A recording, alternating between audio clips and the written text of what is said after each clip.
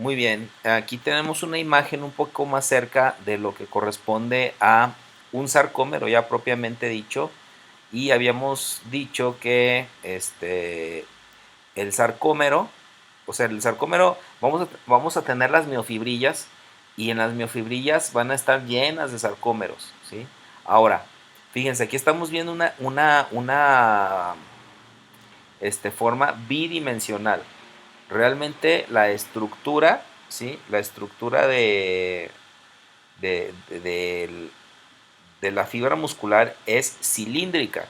Nada más para términos de entender un poquito mejor la morfología, aquí lo vemos en un plano dimensional. Esto realmente está en sentido como si fuera un cilindro, ¿ok?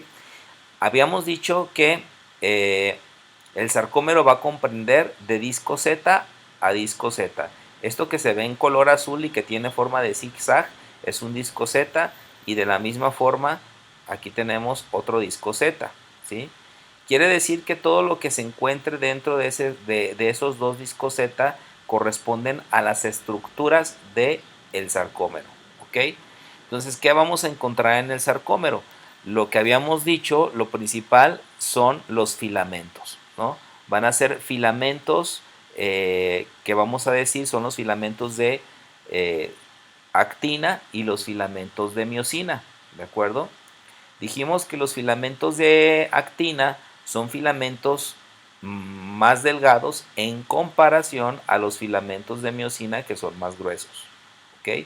Entonces, ¿cuál era la característica que habíamos comentado acerca de los filamentos de actina? Bueno, pues que los filamentos de actina, si se fijan, se disponen en forma como si fueran una hélice helicoidal, como si se torcieran entre sí, mientras que los filamentos de miosina pues son filamentos más gruesos que se extienden más bien en sentido longitudinal. Si se fijan, los filamentos de actina y los filamentos de miosina se intercalan unos con otros, ¿de acuerdo? Entonces, eso quiere decir que pues al final, en el proceso de contracción muscular, ambas estructuras pues trabajan en equipo. Ahora, si se fijan, algo muy interesante, los filamentos de actina prácticamente están pegados o están adosados a los discos Z, están en la periferia y no alcanzan a llegar al centro, mientras que los filamentos de miosina se encuentran en la parte central. Pero al estar en la parte central, si estos filamentos de miosina no estuvieran de alguna manera anclados sobre los discos Z, pues estarían flotando ahí, ¿no? Y por lo tanto yo necesito de una proteína adicional que me ayuda a mantener a esos filamentos de miosina dentro de su sitio. Esa proteína que me va a ayudar a mantener a esos filamentos de miosina en su sitio, yo la voy a conocer como titina. Esa proteína me va a ayudar a mantener a los filamentos de miosina en su lugar. ¿Qué habíamos comentado con respecto a las características físicas de los filamentos de actina, por ejemplo, perdón, de miosina? Habíamos dicho pues que son longitudinales, y habíamos comentado también que pues tienen así una especie de ramas, ¿no? De ramas, de salientes, que esos salientes que vemos aquí se les conocen como puentes cruzados, y los puentes cruzados se dividen en dos pequeñas porciones, una que es la cabeza, ¿sí? Que es la punta básicamente, y el cuello. La cabeza es la que va a tener un contacto directo con el filamento de actina, ¿sí? Mientras que el cuello va a ser un elemento que va a hacer que un elemento flexible que ayude a que la contracción muscular se lleve a cabo. Esto por parte del filamento de miosina. ¿Qué pasa con el filamento de actina? El filamento de actina está compuesto principalmente por dos tipos de proteínas. Una proteína que se llama tropomiosina y otra proteína que se llama troponina. ¿Cuál es la diferencia entre una y otra? Bueno, además de sus composiciones bioquímicas, la proteína tropomiosina es la que le confiere al filamento de actina esa forma helicoidal, ¿sí? Entonces la proteína, la tropomiosina hace que ese filamento tenga una forma helicoidal. Y las proteínas troponinas son pequeñas proteínas que se van a encontrar adosadas o se van a encontrar pegadas a los perdón, a la proteína de tropomiosina, ¿de acuerdo? Entonces, desde ese punto de vista, vamos a ver ahora un poquito más a detalle en otro esquema lo que corresponde a la estructura de los sarcómeros, que es lo más importante. Disco Z, todo lo que está aquí en medio, sarcómero. Pero fíjense, aquí tengo otro disco Z.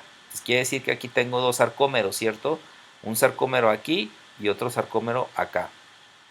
Estos son filamentos de actina, actina, actina, actina, filamentos de miosina y lo mismo de este lado. Entonces, si yo soy todavía muy específico, yo puedo dividir la estructura de los sarcómeros en diferentes secciones, ¿sí?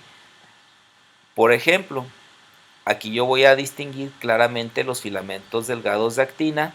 Aquí yo voy a distinguir claramente los filamentos gruesos de miosina, que si se fijan, esta porción que se llama tal cual filamentos gruesos de miosina comprende desde el inicio del filamento de miosina hasta el final del filamento de miosina, ¿sí? Pero entre esta parte a mí se me distingue otra zona. Esta zona la voy a conocer como zona H. La zona H básicamente es una zona en donde yo voy a tener justamente donde termina, la zona H va a ser a partir de donde termina el filamento de actina en ambos lados y nada más me queda al descubierto solamente el filamento de miosina, ¿sí? La banda I se refiere al punto de transición entre un sarcómero y otro, es decir, donde empieza, aquí ya tengo el disco Z, en donde empieza el filamento de actina de un sarcómero y donde empieza el filamento de actina de otro sarcómero, hasta donde llega, si se fijan, hasta donde empieza el filamento de miosina. Esto corresponde a la banda I. Y la banda A básicamente va a ser igual prácticamente a la región que corresponde a los filamentos gruesos de miosina. Y finalmente nos falta describir un pequeño detalle acá. Si se fijan, los filamentos de miosina son gruesos y tienen una conformación uniforme, pero justo en el centro hay un pequeño adelgazamiento aquí que va a corresponder a una zona que se va a conocer como línea M.